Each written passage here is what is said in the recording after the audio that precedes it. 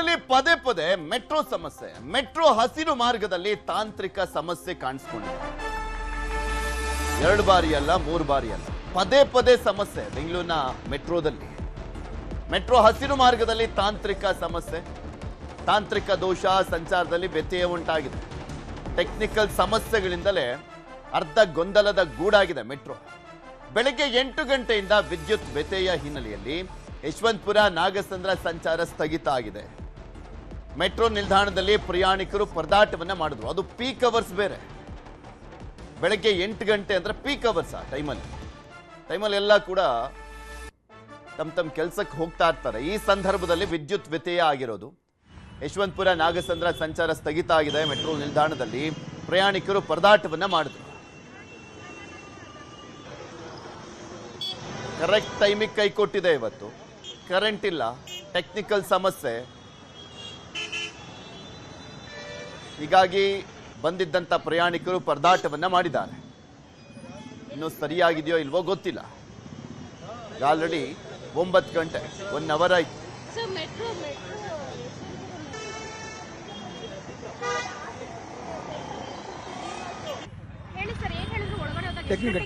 Technical issues ಅಷ್ಟೇ ಹೇಳಿದ್ದು.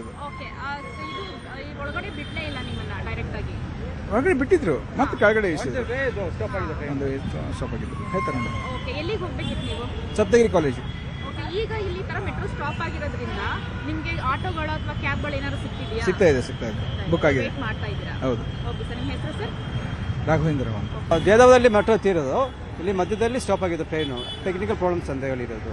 ಅದು ಬಿಟ್ಟು ನಮಗೇನು ಐಡಿಯಾಸ್ ಇಲ್ಲ, ಏನಾಯ್ತು ಅಂದರೆ ಐಡಿಯಾಸ್ ಇಲ್ಲ.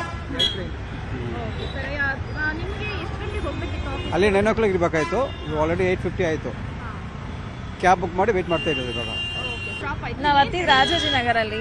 ಸೊ ಸೆಂಟ್ರಲ್ ಈ ಥರ ಆಯಿತು. ಸೊ ಏನು ಮಾಡೋಕ್ಕಾಗಲ್ಲ, ಟೆಕ್ನಿಕಲ್ ಇಶ್ಯೂ ಅಂತ ಹೇಳಿದ್ರು, ಏನೋ ಪವರ್ ಇಶ್ಯೂ ಅಂತ. ಸೊ 2 ಟ್ರೈನಲ್ಲಿರೋನು ಪ್ಯಾಸೆಂಜರ್ನ ಡಿಬೋರ್ಡ್ ಮಾಡಿದ್ರು. ಏನು ಮಾಡೋಕ್ಕಾಗಲ್ಲ, even we should adjust. Some time it happens. ಹೇಳಿ ಸರ್, ನೀವು ಎಲ್ಲಿ ಮೆಟ್ರೋ ಹತ್ತಿದ್ರಿ? ನಾನು ಹೊಂಗಸಂದ್ರನಲ್ಲಿ ಮೆಟ್ರೋ ಹತ್ತಿದ್ದೆ ಇವತ್ತು. ಬಟ್ ಆದರೆ ಇವತ್ತು ಡ್ಯೂ ಟು ಟ್ರೈನ್ಸ್ ಟೆಕ್ನಿಕಲ್ ಇಶ್ಯೂಗೋಸ್ಕರ ನಾನು ಆಲ್ಮೋಸ್ಟ್ 1 ಅವರಿಂದ ವೆಯ್ಟ್ ಮಾಡ್ತಾ ಇದ್ದೀನಿ ಮೆಟ್ರೋಗೆ. ಅದಕ್ಕೆ ನಾನು ಇದಕ್ಕೆ ಇದು ಮಾಡ್ತಾ ಇದ್ದೆ. ಎಷ್ಟು ಗಂಟೆಗೆ ನೀವು ರೀಚ್ ಆಗಬೇಕಿತ್ತು ಕೆಲಸ? ನನಗೆ 8:30 ಆಫೀಸು, 9 ಆಯಿತು. ಮ್ಯಾನೇಜರ್ ಏನು ಹೇಳ್ತಾರೋ ಡಿಪೆಂಡ್ಸ್ ಆನ್. ಇಲ್ಲಿ ಸಡನ್ ಆಗಿ ಏನು ಹೇಳಿದ್ರು? ಯಾರು ಬಂದು ಹೇಳಿದ್ರು ನಿಮ್ಗೆ ಏನಾಯ್ತು ಅಂತ? ಅಲ್ಲಿ ಮೇಲೆ ಸೆಕ್ಯೂರಿಟಿ ಅವರು ಬಂದರು, ಇನ್ಫಾರ್ಮ್ ಮಾಡಿದ್ರೆ ಡ್ಯೂ ಟು ಟೆಕ್ನಿಕಲ್ ಇಶ್ಯೂ ಆಗಿದೆ ಅಂತ. ಅದಕ್ಕೋಸ್ಕರ ನಾನು ವೆಯ್ಟ್ ಮಾಡ್ತಾ ಇದ್ದೀನಿ. ಆಮೇಲೆ ಇದು ಆಗಲ್ಲ, ಟೈಮ್ ಬೇರೆ ಆಯಿತು, ಅದಕ್ಕೆ ಕಾಲ್ಸ್ ಎಲ್ಲ ಬರ್ತಾ ಇದೆ. ಆಫೀಸ್ ತುಂಬ ಡಿಲೇ ಆಗ್ತಾ ಇದೆ ಇವತ್ತು. ಒಳಗಡೆ ಬಿಡ್ತಾರೆ ಏನೋ ಗೊತ್ತಿಲ್ಲ, ನೋಡ್ಬೇಕು ಇವತ್ತು ಏನಾಗ್ತಿದೆ.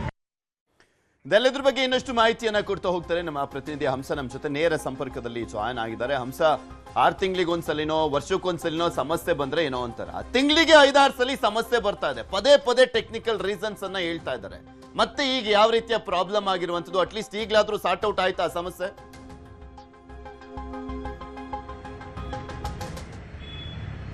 ಹೌದು ಪೃಥ್ವಿ, ನಾವು ನೋಡಬಹುದು ಕಳೆದ ಜೂನ್ನಲ್ಲಿ 2 ಬಾರಿ ಟೆಕ್ನಿಕಲ್ ಸಮಸ್ಯೆಯಾಗಿ ಜನರಿಗೆ ಒಂದು ಪ್ರಯಾಣಕ್ಕೆ ತೊಂದರೆಯುಂಟಾಗಿತ್ತು. ಸೊ ಅದಾದ್ಮೇಲೆ ಎಲ್ಲವನ್ನು ಕೂಡ ಸಾರ್ಟ್ ಔಟ್ ಮಾಡಿದ್ದೀವಿ ಅಂತ ನಮ್ಮ ಮೆಟ್ರೋ ಅಧಿಕಾರಿಗಳು ಹೇಳ್ತಿದ್ರು. ಆದರೆ ಇವತ್ತು ಕೂಡ ಬೆಳಗ್ಗೆ ಒಂದು 8:30 ಸಮಯಕ್ಕೆ ಈಗ ಮೆಟ್ರೋದಲ್ಲಿ ವಿದ್ಯುತ್ ಪೂರೈಕೆ ವ್ಯತ್ಯಯ ಆಗಿರುವಂಥದ್ದು. ಸೊ ಈ ಹಿನ್ನೆಲೆಯಲ್ಲಿ ಗ್ರೀನ್ ಲೈನಲ್ಲಿ ಮೆಟ್ರೋ ಸ್ಥಗಿತವಾಗಿರುವಂಥದ್ದು. ಸದ್ಯಕ್ಕೆ ನಾನೀಗ ಯಶವಂತಪುರ ಮೆಟ್ರೋ ಸ್ಟೇಷನ್ ಬಳಿ ಇದ್ದೀನಿ. ಯಶವಂತಪುರ ಮೆಟ್ರೋ ಸ್ಟೇಷನ್ನಿಂದ ಹಿಡಿದು ನಾಗಸಂದ್ರದವರೆಗೂ ಕೂಡ ಏನು ಗ್ರೀನ್ ಲೈನ್ ಅಲ್ಲಿ ಮೆಟ್ರೋ ರೈಲು ಸಂಚಾರ ಮಾಡ್ತಿತ್ತು, ಅದನ್ನ ಡ್ಯೂ ಟು ಟೆಕ್ನಿಕಲ್ ಇಶ್ಯೂ ಅನ್ನುವಂತಹ ಒಂದು ಕಾರಣದಿಂದ ಈ ರೈಲುಗಳ ಸಂಚಾರವನ್ನ ಒಂದು ಸ್ಟಾಪ್ ಮಾಡಿದ್ರು. ಸೊ ಬೇರೆ ಬೇರೆ ಕಡೆಗಳಿಂದ ತಮ್ಮ ಕೆಲಸ ಕಾರ್ಯಗಳಿಗೆ ತೆರಳಬೇಕಿದ್ದಂತಹ ಪ್ರಯಾಣಿಕರಿಗೆ ಬಂದು ಆ 2 ಏನು ಟ್ರೈನ್ಗಳು ಈ ಮಾರ್ಗವಾಗಿ ಹೋಗ್ತಿತ್ತು. ಸೊ ಆ 2 ಟ್ರೈನ್ ನಲ್ಲಿದ್ದಂತಹ ಪ್ರಯಾಣಿಕರನ್ನ ಈಗ ಮೆಟ್ರೋ ಸಂಚಾರ ಮಾಡೋದಿಲ್ಲ. ಸೊ ನೀವು ಬೇರೆ ಒಂದು ಟ್ರಾನ್ಸ್ಪೋರ್ಟ್ ವ್ಯವಸ್ಥೆಯನ್ನ ನೋಡ್ಕೋಬೇಕು ಅನ್ನುವಂತಹ ಮಾತುಗಳನ್ನ ಅಲ್ಲಿನ ಮ್ಯಾನೇಜರ್ ಹೇಳಿದ್ರು. ಸೊ ಹಾಗಾಗಿ ಅಷ್ಟು ಪ್ರಯಾಣಿಕರನ್ನ ಇಲ್ಲೇ ಯಶವಂತಪುರ ಮೆಟ್ರೋ ಸ್ಟೇಷನ್ ಅಲ್ಲಿ ಇಳಿಸಿದ್ರು. ಸೊ ಈ ನಿಟ್ಟಿನಲ್ಲಿ ತಮ್ಮ ಕೆಲಸ ಕಾರ್ಯಗಳಿಗೆ ತೆರಳಬೇಕಿದ್ದಂತಹ ಒಂದು ಪ್ರಯಾಣಿಕರು ಬಂದು ರಸ್ತೆಯಲ್ಲಿ ನಿಂತು ಆಟೋ ಕ್ಯಾಬ್ಗಳನ್ನ ಬುಕ್ ಮಾಡಿಕೊಂಡು ಅಥವಾ ಆ ಬಸ್ಗಳಿಗೆ ವೇಟ್ ಮಾಡಿಕೊಂಡು ಅದರಲ್ಲಿ ಹೋಗ್ತಿದ್ರು. ಸೊ ಈಗ 1 ನಿಮಿಷಗಳ ಹಿಂದೆಯಷ್ಟೇ ಎಲ್ಲ ಒಂದು ವಿದ್ಯುತ್ ಪೂರೈಕೆ ಒಂದು ಕಾರ್ಯಾಚರಣೆ ಏನಿತ್ತು ಟೆಕ್ನಿಕಲ್ ಟೀಮ್ ಇಂದ ನಡೀತಿತ್ತು. ಸೊ ಆ ಒಂದು ಕಾರ್ಯಾಚರಣೆ ಕಂಪ್ಲೀಟ್ ಆಗಿದ್ದು ಈಗ ಒಂದು ಮೆಟ್ರೋದ ಒಂದು ಗ್ರೀನ್ ಲೈನ್ ಅಲ್ಲಿ ಸಂಚಾರ ಸ್ಥಗಿತ ಆಗಿದ್ದಂತಹ ತಾತ್ಕಾಲಿಕ ಸ್ಥಗಿತ ಆಗಿದ್ದಂತಹ ರೈಲುಗಳ ಸಂಚಾರ ಒಂದು ಸಂಚಾರ ಆಗ್ತಿರುವಂತದ್ದು. ಸೊ ಹೀಗಾಗಿ ಈಗ ಎಲ್ಲರೂ ಕೂಡ ಬೇರೆ ಬೇರೆ ಕಡೆಗಳಿಂದ ಯಶವಂತಪುರ ಮಾರ್ಗವಾಗಿ ಈ ನಾಗವಾರ ಸೇರಿದಂತೆ ಬೇರೆ ಮಾರ್ಗವಾಗಿ ಹೋಗುವಂತಹ ಪ್ರಯಾಣಿಕರು ಎಲ್ಲರೂ ಕೂಡ ಈಗ ಮೆಟ್ರೋದಲ್ಲಿ ಸಂಚಾರವನ್ನ ಮಾಡ್ತಿರುವಂತದ್ದು ಪೃಥ್ವಿ. ಆದ್ರೂ ಎಲ್ಲೋ ಒಂದ್ ಕಡೆ ಸಡನ್ ಆಗಿ ಈ ರೀತಿ ಮೆಟ್ರೋ ರೈಲುಗಳು ಸ್ಟಾಪ್ ಆಗುವಂತಹ ಕಾರಣದಿಂದ ಆಫೀಸ್ಗೆ ಹೋಗುವಂತವ್ರಿಗೆ ತಡವಾಗುತ್ತೆ, ಶಾಲಾ ಕಾಲೇಜುಗಳಿಗೆ ಹೋಗುವಂತಹ ಮಕ್ಕಳಿಗೆ ತಡವಾಗುತ್ತೆ. ಸೊ ಈ ಎಲ್ಲಾ ಇಶ್ಯೂಗಳಿಂದ ಪ್ರಯಾಣಿಕರು ಕೆಲ ಕಾಲ ಅಂದ್ರೆ 30ರಿಂದ 40 ನಿಮಿಷಗಳ ಕಾಲ ಪರದಾಟವನ್ನ ನಡೆಸುವಂತಹ ಪರಿಸ್ಥಿತಿ ಉಂಟಾಯಿತು ಪೃಥ್ವಿ. ಓಕೆ, ಧನ್ಯವಾದ ಹಂಸ. ನಿಮ್ಮೆಲ್ಲ ಮಾಹಿತಿಗಾಗಿ. ಟೆಕ್ನಿಕಲ್ ರೀಸನ್ಸ್ ಇಂದ ಸಮಸ್ಯೆ ಉಂಟಾಗಿದೆ, ಇನ್ನೂ ಕೂಡ ಸಾರ್ಟ್ ಔಟ್ ಆಗಿಲ್ಲ. ಆ ಟೆಕ್ನಿಕಲ್ ಸಮಸ್ಯೆಯನ್ನ ಸರಿ ಮಾಡಿಲ್ಲ. ಅಲ್ಲಿ ಬಂದಿದ್ದಂಥ ಪ್ರಯಾಣಿಕರು ಪರದಾಟವನ್ನ ಮಾಡಿದ್ರು. ಬಿಕಾಸ್ ಪೀಕ್ ಅವರ್ಸು, ಆಫೀಸ್ಗೆ ಹೋಗ್ತಾ ಇರ್ತಾರೆ, ಕಾಲೇಜುಗಳಿಗೆ ಹೋಗ್ತಾ ಇರ್ತಾರೆ. ಇಂಥ ಸಂದರ್ಭದಲ್ಲಿ ಈ ಸಮಸ್ಯೆ ಕಾಣಿಸ್ಕೊಂಡಿದೆ.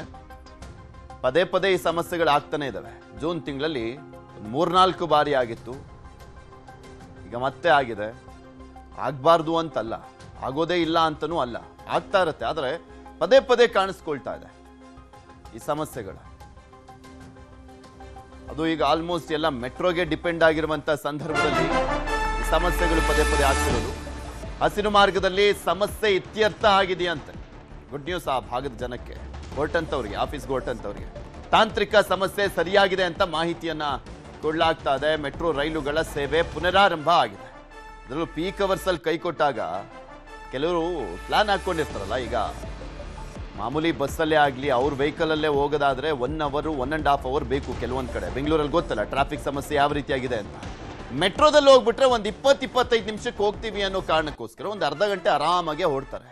ಬಟ್ ಇವತ್ತು ಇಂಥ ಟೆಕ್ನಿಕಲ್ ಸಮಸ್ಯೆ ಆದಂಥ ಹಿನ್ನೆಲೆಯಲ್ಲಿ ಸ್ವಲ್ಪ ಪರದಾಟ ಆಗಿತ್ತು. ಈಗ ಆ ಸಮಸ್ಯೆ ಇತ್ಯರ್ಥ ಆಗಿದೆಯಂತೆ. ಟೆಕ್ನಿಕಲ್ ಸಮಸ್ಯೆಯನ್ನ ಸರಿಪಡಿಸಲಾಗಿದೆ ಅಂತ ಮೆಟ್ರೋದವ್ರು ಮಾಹಿತಿಯನ್ನ ಕೊಟ್ಟರು. ಈಗ ಸಂಚಾರ ಪುನರಾರಂಭ ಆಗಿದೆ. ಸೊ ಅಲ್ಲಿಗೆ ಲೈನ್ ಕ್ಲಿಯರ್ ಆಯಿತು.